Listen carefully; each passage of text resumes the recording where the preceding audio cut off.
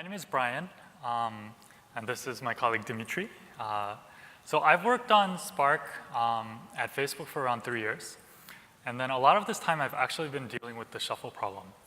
So our talk is titled Cosco. I'll discuss background around shuffle, and then what motivates the need for moving to Cosco. And then I'll hand off to my colleague Dmitry, who will give a deep dive on what exactly is Cosco. So to start off, Facebook runs disaggregated compute and storage clusters. And this has several advantages. So we can get server types that are optimized either for compute or storage specifically. This also separates capacity management, makes configuration easier. And then even when we're upgrading hardware, depending on whether you're a compute node or a storage node, the hardware cycles can be different, so you can manage this differently. Now, what does this mean for Spark? So our compute clusters are where the Spark executors actually run. And these are the nodes that have like good CPU, good RAM. But one thing that they don't have is disk. So there's essentially no disk for reading and writing data. The storage clusters are the opposite. So the nodes have many Spindle disks. And they run a distributed file system called warm storage across the storage cluster. An interesting thing about warm storage is we use warm storage for both permanent and temporary data. And this kind of makes sense because, like I said, the nodes that the Spark executors actually run on don't really have disks for data. So they end up, whether it's shuffle or spill, they end up writing to the distributed file system on the storage cluster. And so as this talk is about shuffle, we're primarily interested in this temporary data, and then the distributed file system with the Spindle disks. So let's talk about Spindle disks for a second. So for these disks, like these are just the regular hard drives that you know. They have essentially a single spindle, and that's what's used to read and write data on the drive. So on the graph that I'm showing on the left, it shows the time it takes to read 1 gigabyte of data. Given that you're reading with random, you're doing random reads with a certain request size. So as you can see on the left side, if you have a fairly large request size, like 4 megabytes, the time it takes for reading a gigabyte is pretty reasonable. It's like 8 seconds. But as you move down to the right, or down, essentially this is plotting how much time it will take to read this same 1 gigabyte as we're reducing the read request size. So if you're doing lots of random reads, what's happening is these small I/O sizes cause the time that it takes to find the data starts to dominate over the time it actually takes to read that data. So one takeaway here is like, if you want good throughput, you want to have large read request sizes.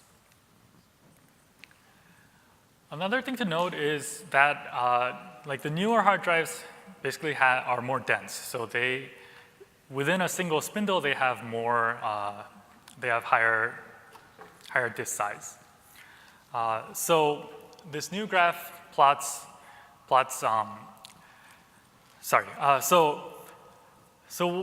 One way you can think of this is, so you want to have a certain amount of throughput for reading and writing a set number of bytes. So for instance, you want, say, 10 megabytes per second throughput for reading every terabyte. This ensures that you can actually have enough throughput to read and write data that's on your disk. So let's see what that means when the hard disk capacity goes up.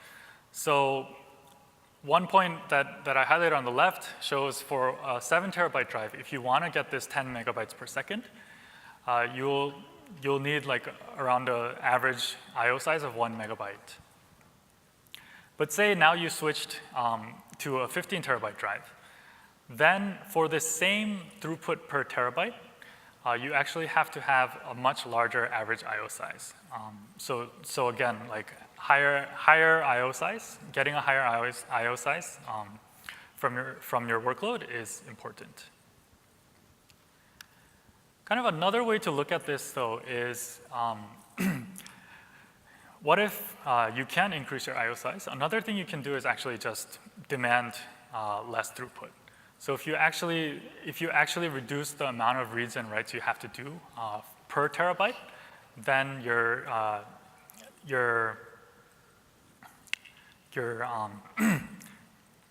graph looks much better. So this shows, in addition to the 10 megabytes per second per terabyte, it shows 8 and 6, and you can see that the required average I/O size to meet these throughputs are much, much less. So this brings us to some key metrics that we use when we think about the storage system and disks. The first, called disk service time, is our top-line metric. So here, what disk service time measures is how much time your job or your workload actually spends on the spinning disk. So this is our top-line metric. So for any given workload, we want to drive this disk service time as low as possible.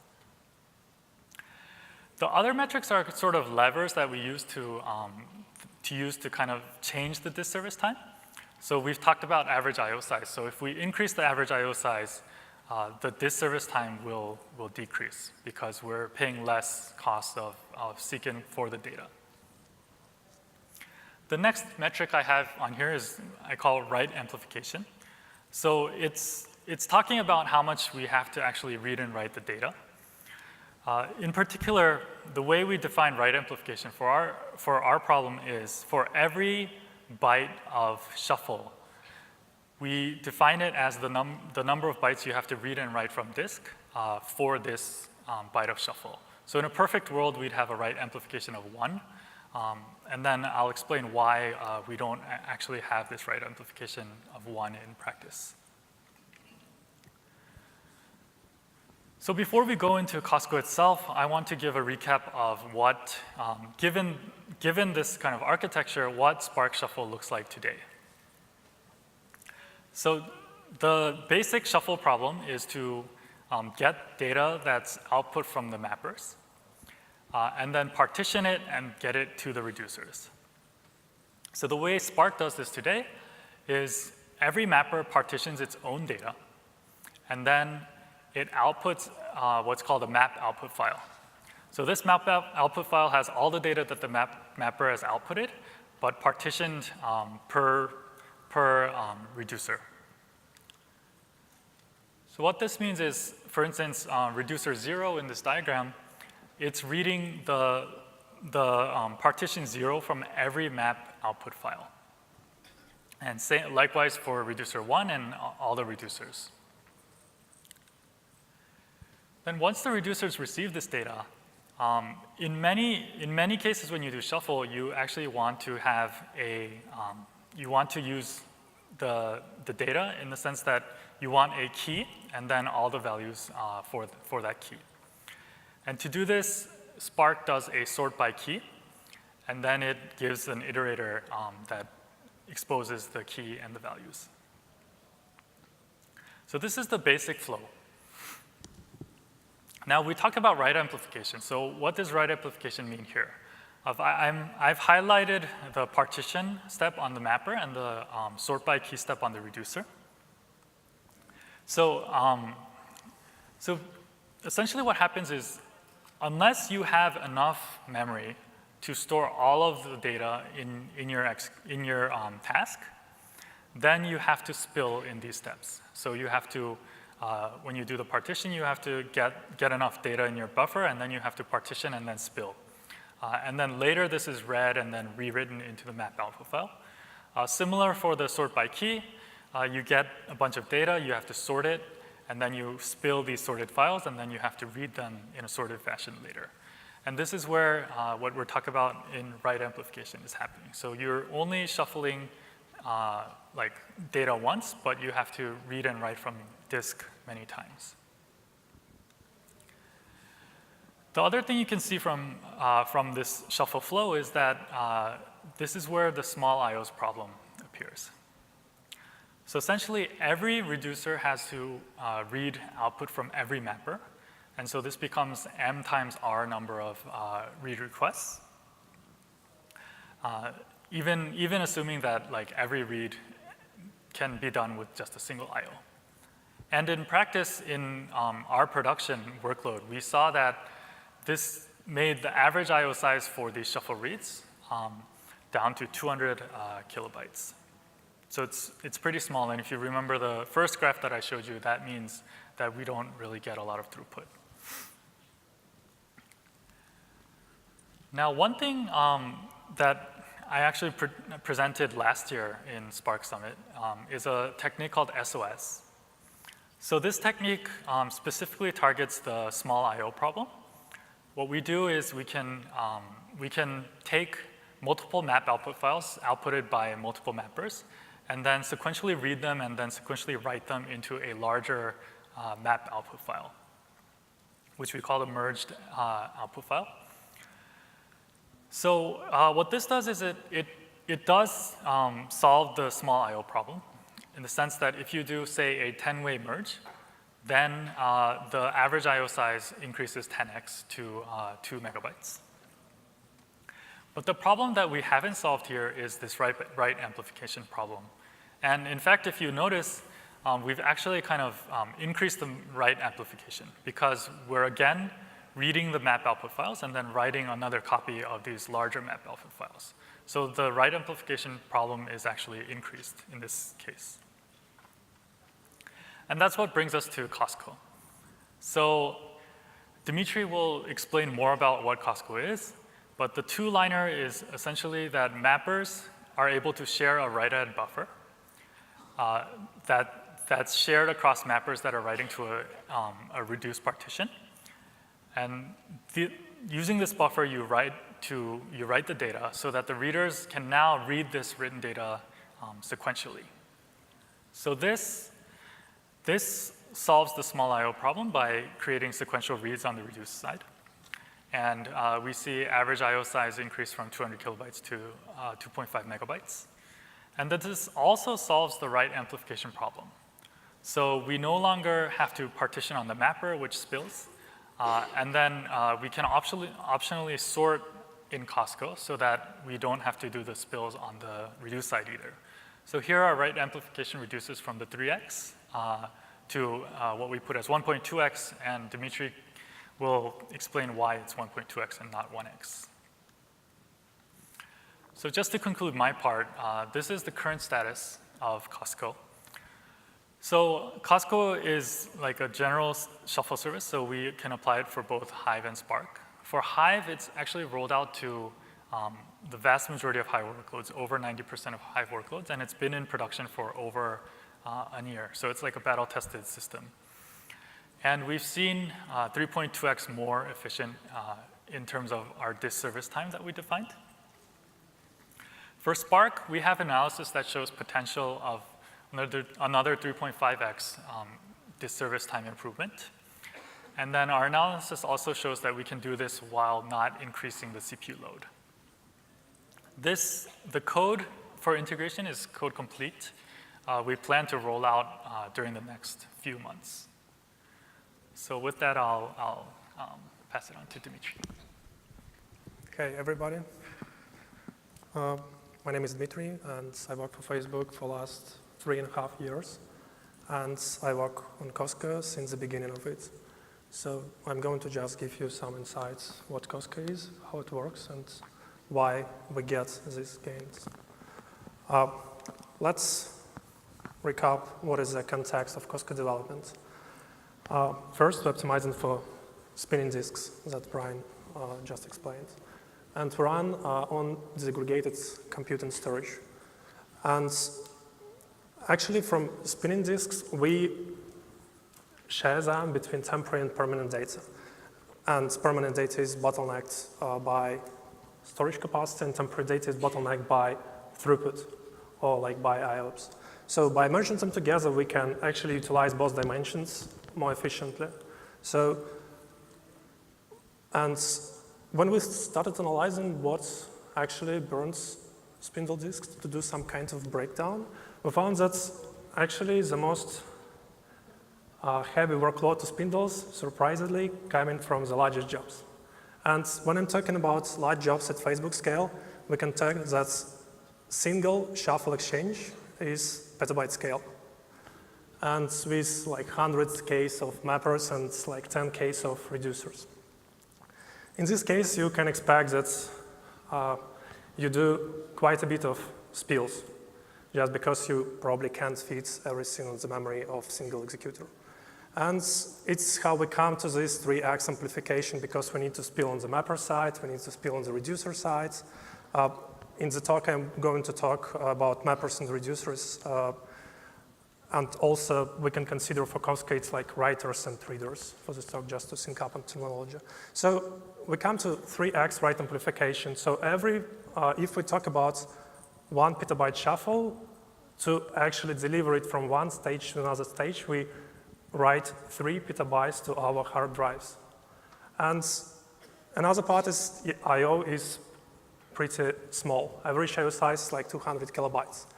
And what is getting worse is that this I/O is very, very spiky. We basically finish one mapper stage, start another stage, and we need all this data immediately. We need to read it all the time. And if we're talking about these scale jobs, it causes huge problems for our distributed file system. And another thing that we need to take into account that we share our clusters between multiple users of our org. So we were looking for solutions. And we found a Sailfish paper. This paper raises pretty nice idea. Why don't we do cross-mapper pre-aggregation on write pass? So on reader pass, we can actually read data in nice sequential pattern and avoid additional spills to support joins or like aggregations. In case of Sailfish, they actually extended file system, distributed file system. It was KeyFS, Cosmos file system, I guess, with concurrent append operation. So they create single file per partition, and mappers can append to this file simultaneously. So reducer can read bigger chunks of data sequentially. But as many talk raised, we actually mostly bottlenecked by CPU on our clusters, not by memory.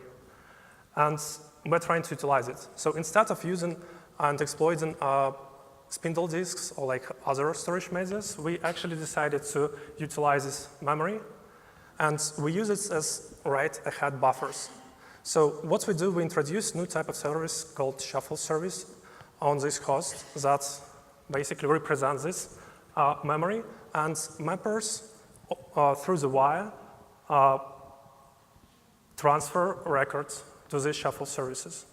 And shuffle services aggregate this data in nice buffers. And once we reach some thresholds, let's say 72 megabytes in our case, we spill them to disk as a single file. So doing this, we free this memory, and we can actually take a new workload for this shuffle service.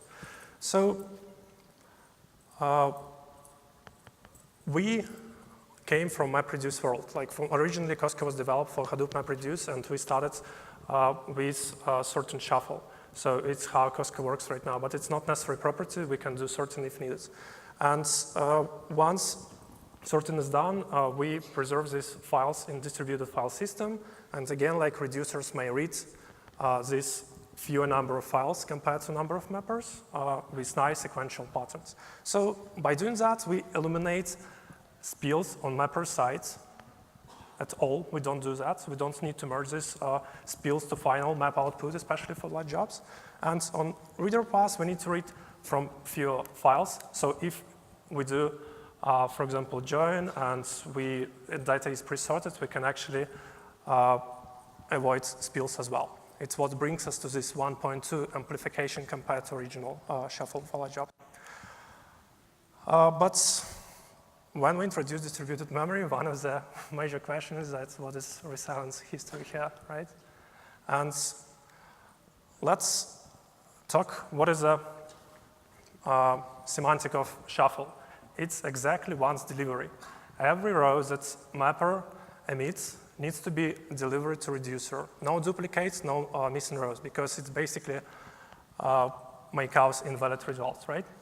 So, but exactly once delivery is a pretty hard problem, right?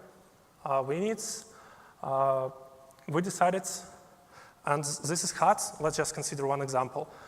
Just because when mapper sends some data to this distributed memory, failure may happen at any stage. It may failure after append or before append, and mapper doesn't know. So when it fails over to another shuffle service in case of channel failure, it actually doesn't know, does it need to resend this record or not? And we decided actually to not compromise performance on the write path, just because memory is a major resource that we have in Cosco. So we decided to go pretty relaxed on the writer path and allow at least once delivery. That means that mapper, if it doesn't receive ARC, it actually resends this data to another shuffle service. That means that we can have duplicates. And to filter out these duplicates, we augment every record with row ID and mapper ID. And by using them, reducer actually can filter out these duplicates on the reader path. We had some concerns about additional space needed for these row IDs and mapper IDs, but it's actually pretty minor at our workloads. And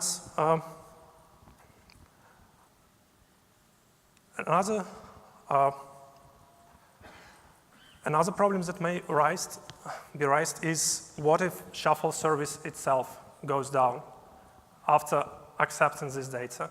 And to do this, we introduce sequential synchronous replication. When we start shuffle service, it couples with another shuffle service and they replicate each other. So if one shuffle service finds that another shuffle service fails, this shuffle service might actually start spilling everything it has, like flushing everything it has. And we see that it happens within 5 minutes. So to keep this buffer available, we actually need to keep 2 shuffle services alive for 5 minutes. And we rarely lose these write-ahead buffers. Another question that may come, okay, what if this is split brain scenario? What if shuffle service detects some failure, but it's actually not a failure? What if it's like network partitioning or garbage collection post, like whenever may happen? And in this case, we can, again, use this deduplication logic to filter out duplicates if we actually flushed 2 files. So let's take a look on APIs that we have. On the driver side, we initiate exchange, and we have global identifier for this exchange. And we also provide number of partitions. And on the mapper side, we attach to this exchange, and every mapper has its own unique identifier. After, mapper can emit some records and finish. And on the reader path, we get a list of mappers we need to read from. And after, we can iterate over the rows, and if needed, these rows may be sorted. The question here is, how do we support this one? In case of original Spark, we have single map output per mapper, right? And if we use consistent naming scheme, we can take these files, read them, we know where to read. And in case of Cosco, it's not deterministic, right? Maybe some failure happens, so we need somehow to get a list of files. So we introduce additional service. We call it Cosco Metadata Service. And this metadata service is responsible for actually keeping many-to-many relation between mappers and files. But we are talking about 1 petabyte shuffle, right? So if we have 72 megabytes file size, how much files do we need to carry? It's about like 15 millions. And if we have 100,000 mappers that may be spilling to these files, maybe flushing to these files, we need actually to carry like trillions of edges. And even if we use only one bit to represent the edge, it would be hundreds of gigabytes of metadata. And we need all this data immediately on the reader path, right? We start reading, all executors start in reading it, and we need to answer immediately. What reducer needs to read? So it was one of the challenges that we needed to solve to scale Cosco for that large jobs. And I don't have much time to dig into this, but the technique we use is basically we understand what is the order of files we create. They're sequential, so we can group them and represent them just by ranges. And from Mapper's perspective, we know that for the single shuffle exchange, we have attempts, so we can group them together as well and represent single entity. And all following attempts may be represented as separate entities, so we can actually compress this data. Another goal of this metadata service is to understand what we need to restart if we actually lose this file, if a file is not available, if we have so-called fetch failure. And we do reverse lookup for this file and just restart Mapper that we need to restart. And to do this, we have this callback to the driver. And we just provide the driver what mappers we want to restart and what is the reason that may be used for some login or telemetry. And we actually, from metadata service, we have RPC call to driver to deliver this mappers list. So metadata service itself is replicated to key value storage. So in case we lose metadata service in memory state, we can actually recover from this. And it's also sharded by jobs. So next questions that we need to answer, how mappers know what buffers to write to. How do they explore what shuffle services they need to communicate. And I didn't mention we scaled shuffle service to thousands of instances in the large clusters. So we introduced this Cosco scheduler. It's a separate from Spark scheduler, and the main responsibility of this, when mapper starts, it asks scheduler, okay, what shuffle services communicate? And shuffle service and Cosco scheduler tells for what partition, what shuffle service should be used. So if shuffle service gets overloaded, or if we detect some failure, mapper can go to scheduler and ask for another shuffle service. And Cosco scheduler is replicated, so we can automatically recover from this failure. Actually, we take resilience and reliability pretty seriously. So just to mention, our testing setup for reliability is we crash every service on average every 30 minutes and run jobs for hours to understand what is current state. And it's just a couple of jobs from our large data set fails due to this, so it's pretty reliable. And from Cosco scheduler, when we started working on that, the first idea comes when we need to balance this load over the shuffle services, is to use something like least loaded approach.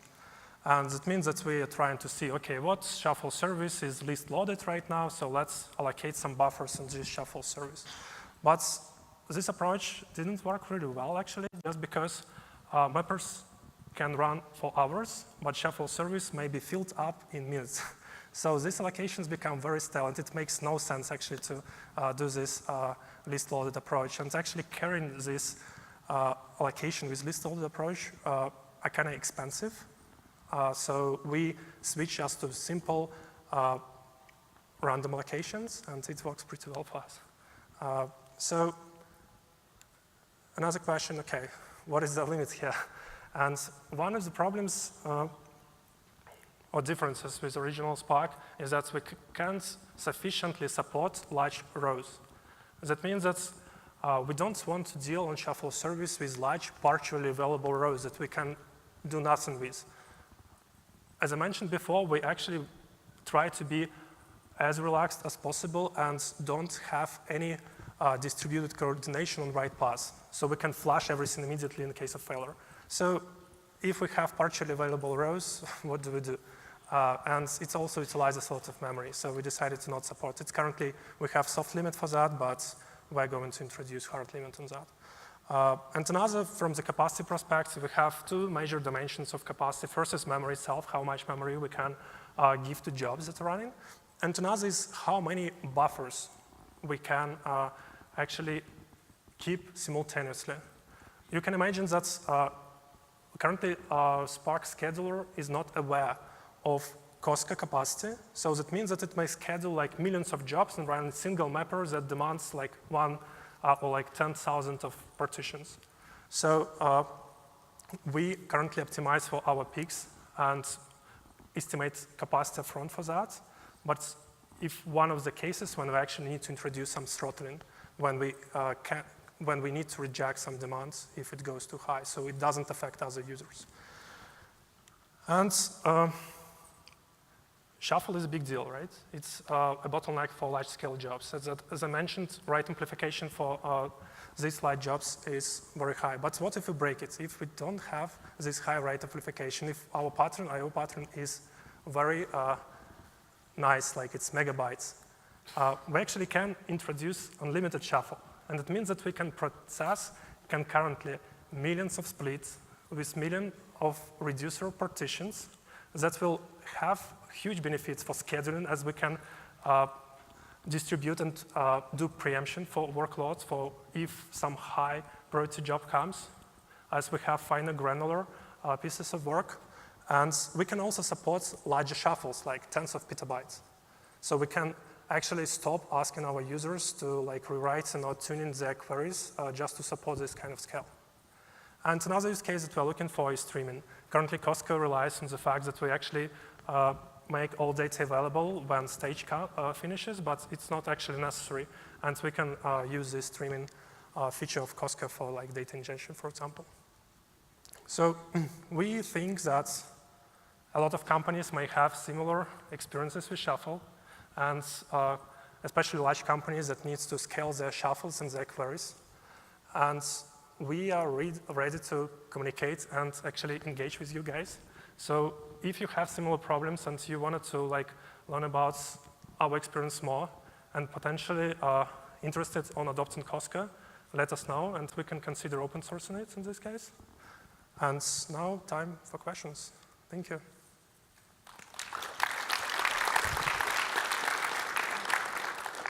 Yeah, if there's any questions, just come up to the mic.